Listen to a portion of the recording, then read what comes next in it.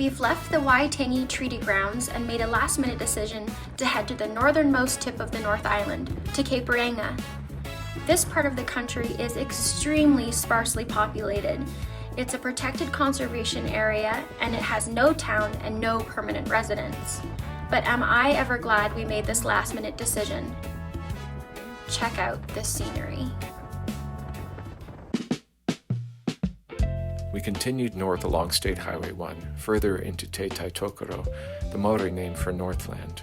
This far north was home to thriving Kai Iwi for centuries before European contact. European settlers trickled in from the 1830s, drawn to whaling ports like Manganui, kauri logging, gum digging in Katai, and later dairy farming. The roadways of Northland lagged behind the rest of the nation.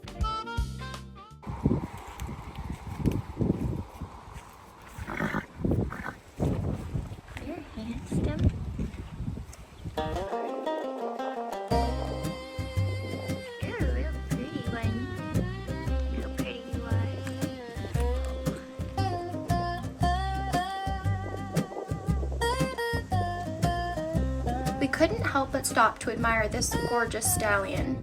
This horse is likely someone's prized Friesian, a popular breed in northern New Zealand. They keep them for riding and, quite frankly, just for their absolutely majestic looks. Even these horses were jealous. Here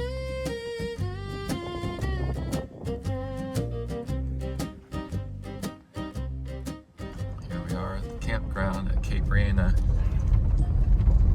Check it out.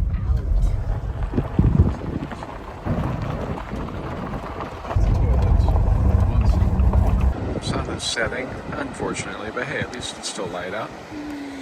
We got ourselves in time here for a little daylight.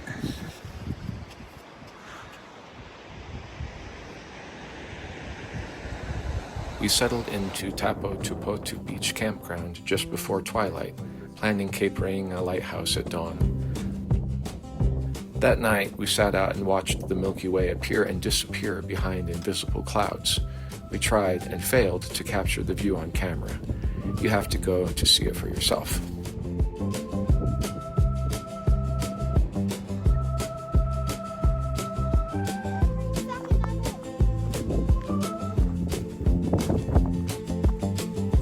We're entering into the edge of the world. Turns out the end of the world is windy.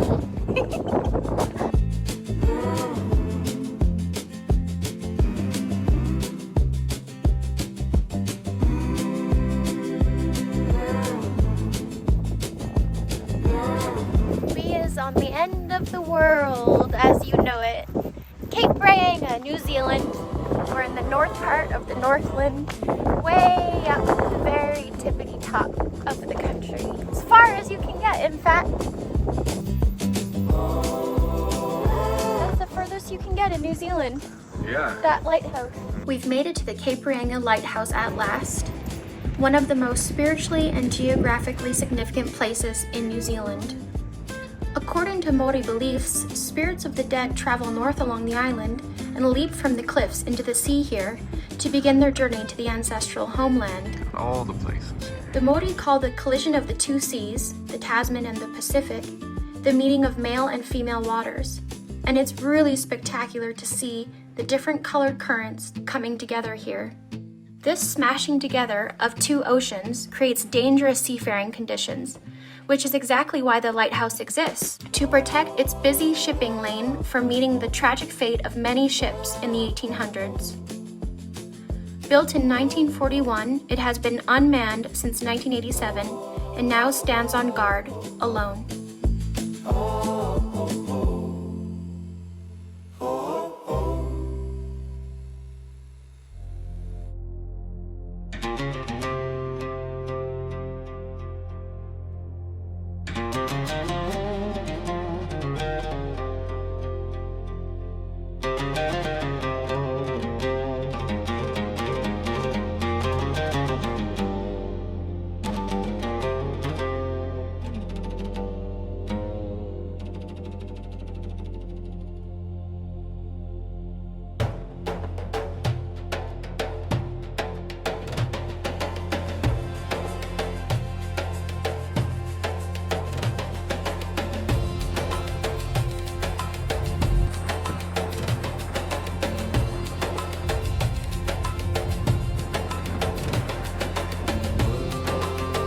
Heading back south from the Cape, our next stop was Te Paki sand dunes.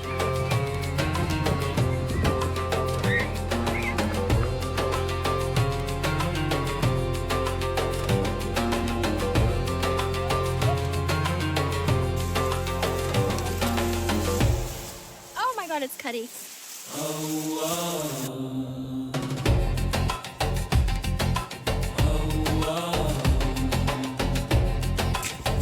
Now the trick is going to be getting at these freaking dunes.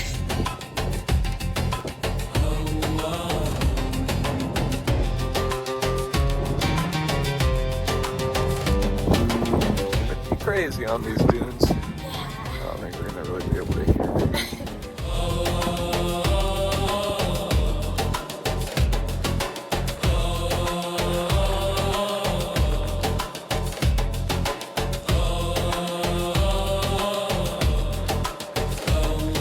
The dunes rise dramatically across 2,000 hectares of New Zealand's far north tip, where 90-mile beach feeds endless sand inland. These dunes formed over millennia from relentless winds sweeping quartz grains from eroded granite cliffs and massive beach sands.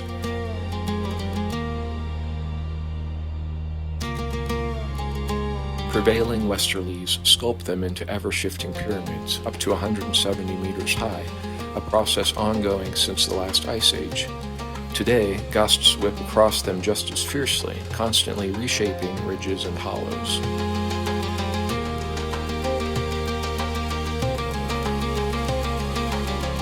Tourists have sandboarded and trekked here since the 1980s, when the DOC formalized access amid Northland's tourism surge. But Kai Iwi knew these mountains of sand long before as play places and resource zones.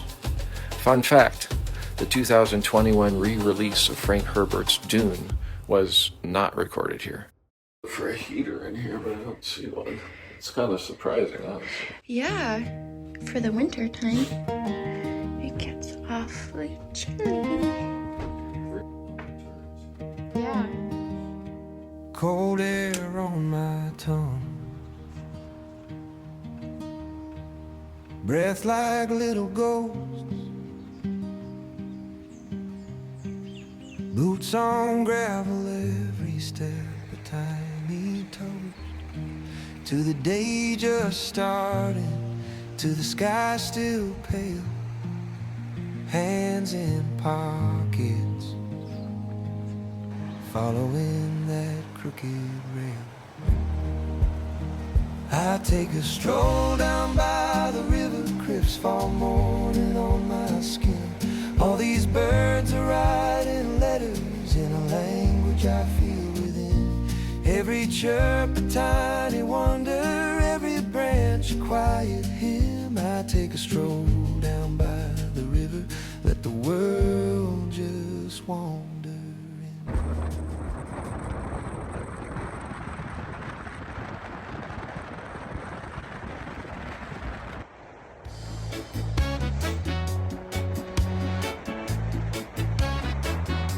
We've left the giant sand dunes and are on our way to the Waipoua Kauri forest.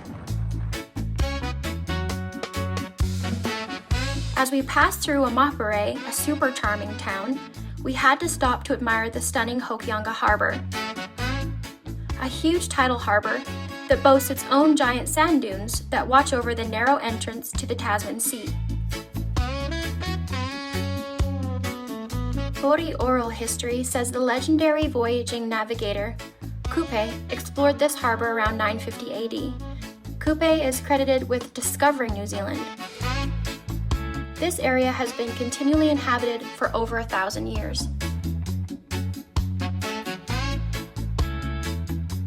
We didn't intend to stay the night here in Amapare, but the campground we planned on staying at was closed, and so we stayed in a beautiful hotel on the water.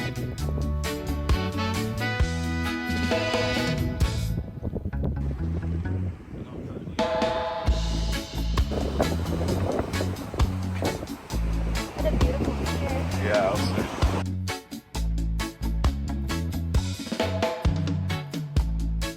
Alright, to be fact checked. Are you recording? I am. Before we post this online. Here in New Zealand, You can drink and drive. You can drink a beer while driving. They encourage it, in fact. As long as you're not over the legal limit, which makes fucking sense to me. He says, while drinking his beer. Yeah, because why couldn't you, like, what about drinking is dangerous? I don't mean alcohol, I just mean generally speaking. Like, you're not disallowed to drink a Coca-Cola while driving, but in many countries you cannot drink a beer while driving. No matter whether you're over the limit or not. So right. Here, it just makes sense. Cheers, New Zealand. Cheers to that. Nestled in Northland's misty heart, Waipoua Kauri Forest stands as a primeval cathedral of original vegetation, the last vast stronghold of ancient kauri giants that once blanketed New Zealand. Across New Zealand, over 90% of these primary forests fell to axes for timber, fuel, and exports by the early 1900s. Their wood was used to craft ships' masts, furniture, flooring, and even early guitars due to its lightweight strength and fine grain. Though kauri trees are now protected from logging, kauri dieback further threatens their ongoing existence. Detected formally in 2008, but likely present earlier, it's spread via soil movement on shoes, vehicles, animals, or roots. It is now widespread in Northland, Auckland, and Coromandel forests. No cure exists. Prevention relies on hygiene stations, track adherence, and cleaning gear. We're in a kauri forest. Towering supreme at 52 meters tall and 14 meters wide is Tane Mahuta, god of the forest. Sacred to the Te Roroi Iwi, this 2,500-year-old legend guards the whenua and is named for the Mori deity who separated earth and sky, embodying creation myths where he clothed his mountain parents in forests.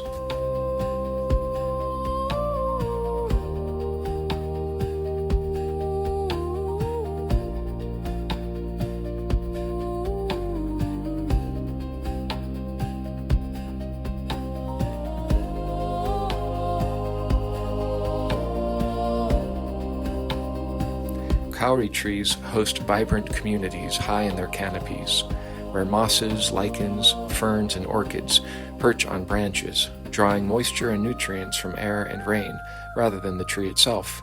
These air plants thrive in the humid, shaded crowns.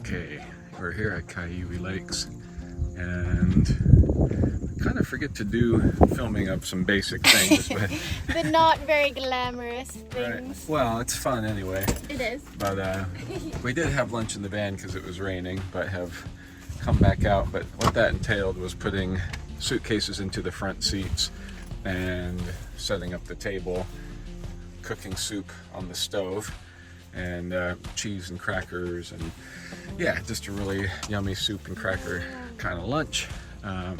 And then I flew my drone all around while Jade did the dishes. So I call that pretty good teamwork.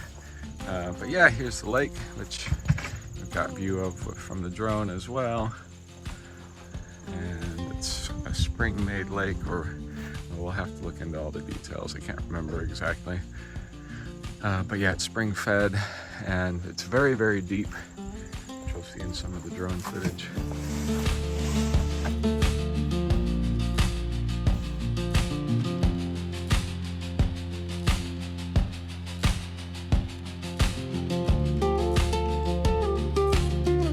The Kauhiwi Lakes are one of Northland's most surprising landscapes.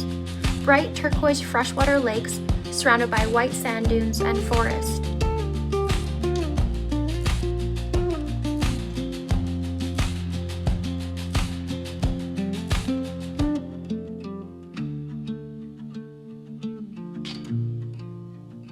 These lakes are rain-fed only.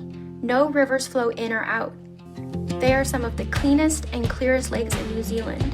You can even drink the water if you run it through a filter.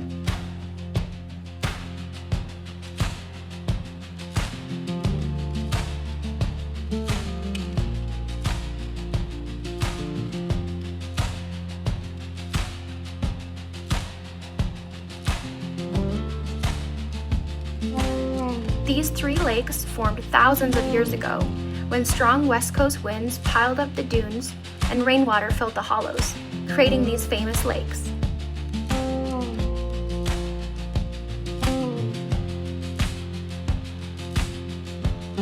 Today, we get to enjoy warm water in the summer and epic camping all year round.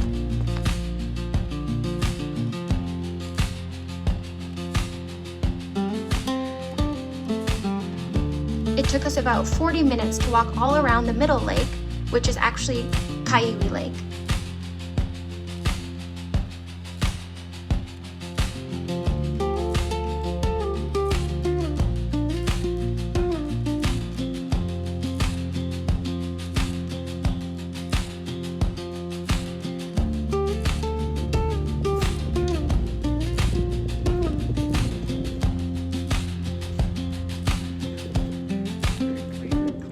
Actually not bad. No? No. Surprising. Yeah. Nice.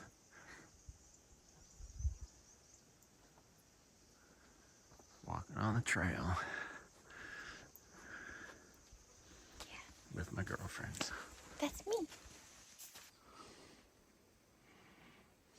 Beautiful fan tail.